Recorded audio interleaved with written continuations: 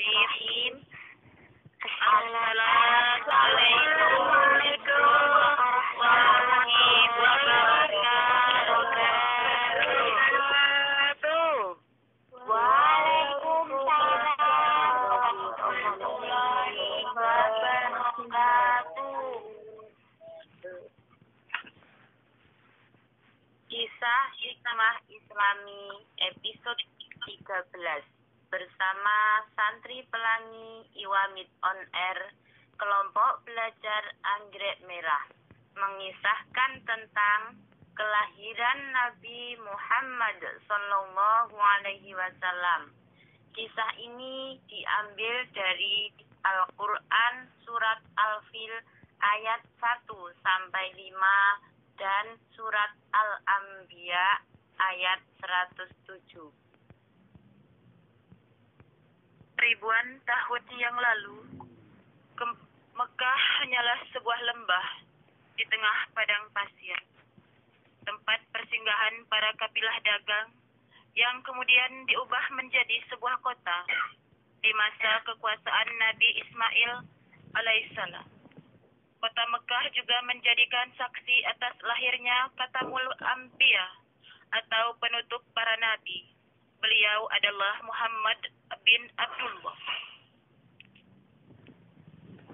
Wahai bayi yang ada dalam perutku, semoga kelak engkau tumbuh menjadi orang yang bermanfaat bagi sekitar, seperti mendiam ayahmu. Walaupun kalian belum sempat bertemu. Rasulullah Shallallahu Alaihi Wasallam lahir pada tahun gajah, yaitu tahun di mana pasukan gajah yang dipimpin oleh Abraha al-Ashram al-Habasyi ingin merobohkan Ka'bah karena merasa iri dan tersaingi oleh kemasyhuran Ka'bah. Tepatnya pada hari Senin tanggal 12 Rabiul Awal tahun 571 Masehi. Dengan kebesarannya, Allah Subhanahu wa Ta'ala menggagalkan pasukan tersebut dengan mengirimkan burung-burung ababil untuk menjatuhkan batu-batu yang membawa wabah penyakit. Kisah Nabi Muhammad ini terdapat dalam Al-Quran surat Al-Fil ayat 1 sampai 5 yang berbunyi: A'udzu billahi minasy syaithanir rajim. Bismillahirrahmanirrahim. Alam tara kaifa fa'ala rabbuka bi ashabil fil. Alam yaj'al kaidahum fi tadlil. Wa arsala 'alaihim tayran ababil tarmihim bi hijaratin min sijil faj'alahum ka'asfin ma'kul. Shadaqallahul azim. Yang artinya, apakah kamu tidak memperhatikan bagaimana Tuhanmu telah bertindak terhadap tentara bergajah? Bukankah Dia telah menjadikan tipu daya mereka untuk menghancurkan Ka'bah itu sia-sia?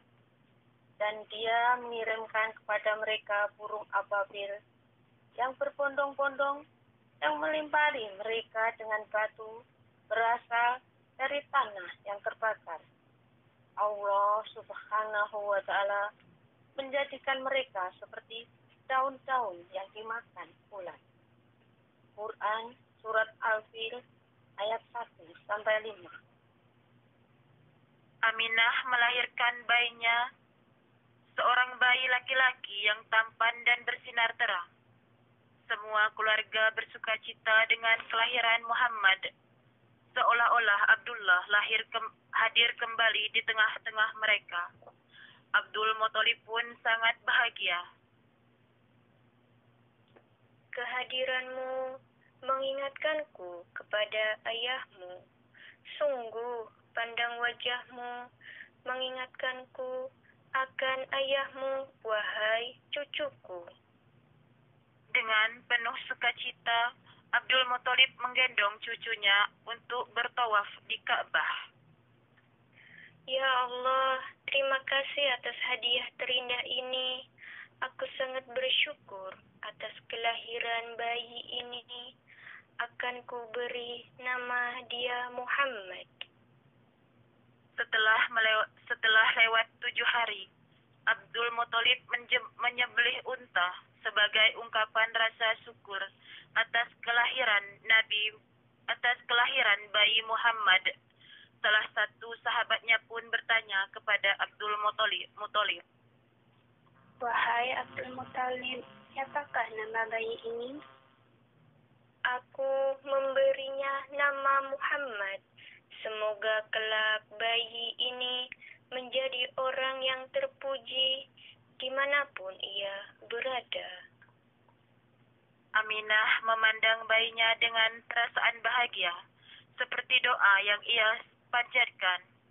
Allah Subhanahu wa Ta'ala telah mentakdirkan Muhammad menjadi orang yang berpengaruh dalam mengubah sejarah dunia, seperti yang disebut dalam Al-Quran surat Al-Anbiya ayat 107 yang berbunyi, A'udzu billahi minasy syaithanir rajim.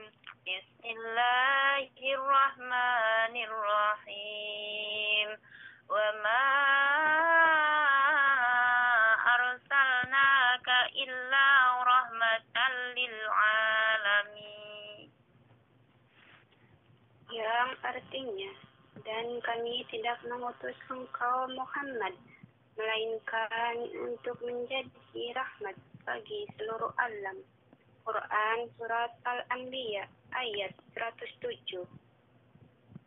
di tahun inilah Nabi Muhammad SAW lahir di Mekah dan dibesarkan sebagai anak yatim, karena Abdullah ayah Nabi Muhammad wafat sebelum Rasulullah SAW lahir. Beberapa tahun setelah menghabiskan waktu dengan ibunya, Aminah pun wafat, dan Nabi Muhammad SAW kemudian dibesarkan oleh kakeknya, yaitu Abdul Muthalib. Sayangnya, umur kakeknya pun juga hanya sebentar. Setelah 2 tahun dibesarkan oleh kakeknya, Abdul Muthalib meninggal pada umur Rasul yang ke-8. Dan Nabi diasuh oleh pamannya Abu Thalib. Abu Thalib dikenal dengan orang yang dermawan, walaupun hidupnya fakir atau tidak mencukupi kebutuhan sehari-harinya. Hanya dengan keadaan tersebut, Nabi Muhammad SAW dapat berkembang dan tumbuh dengan pamannya. Sebelum menjadi seorang Rasul, Nabi Muhammad telah mendapatkan beberapa karunia istimewa dari Allah Subhanahu wa Ta'ala, seperti wajahnya yang tampan, bersih, dan bersinar yang mengalahkan sinar bulan. Tumbuh suburnya daerah tempat Halimah, ibu yang menyusui Nabi, padahal tadinya gersang dan kering, dan lain sebagainya. Itulah tanda-tanda kebesaran Allah yang menandakan akan datangnya Nabi yang terakhir yang memiliki kedudukan yang tertinggi nantinya.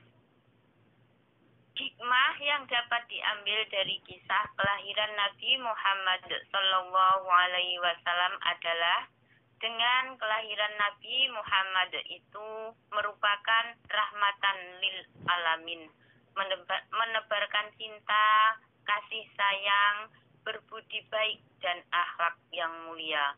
Wallahu a'lam bishawab. Demikian kisah hikmah Islami dari kami, kelompok belajar Anggrek Merah. Semoga dapat bermanfaat bagi kita semua. Amin, amin, ya Rabbal Alamin. Nantikan kisah hikmah Islami selanjutnya dari kami, keluarga Anggrek Merah. Wa akhiran, wassalam.